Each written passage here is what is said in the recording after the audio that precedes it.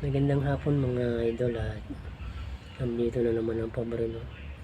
Hindi ako nakapasok mga idol kasi medyo tinanghali kami ng gising, no?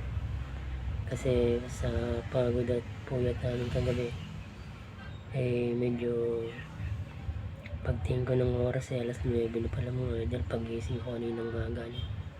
Kaya hindi kami nakapasok na. At ipapakita ko sa inyo mga idol yung mga kung gaano nakaraming naipon namin takip, no?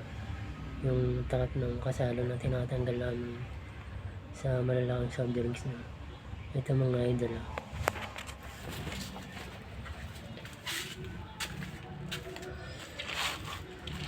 ganito na siya makakarami mga idol. 10 puno na siya dito. Sa 10 puno na din siya dito sa malaking sako mga idol, no? At di nyo may tatanong mga idol, yung kilo nito ay 50 pesos, no? Grabe talaga. Yun yung ginagawa nila dito mga idol. Siguro ginagawa nilang planggana at mga kasirola to, no? Yun. Tsaka yung mga plastic na yun mga idol, binibili sa amin ng 30 pesos ang 1 kilo nya, no?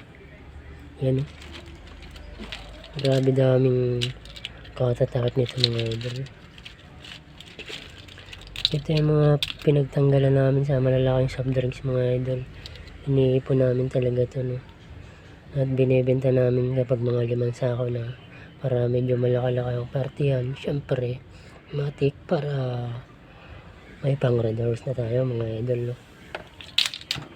Yun.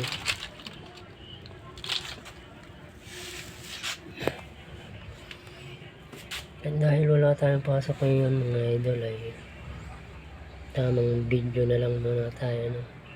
At hanggang sa muli.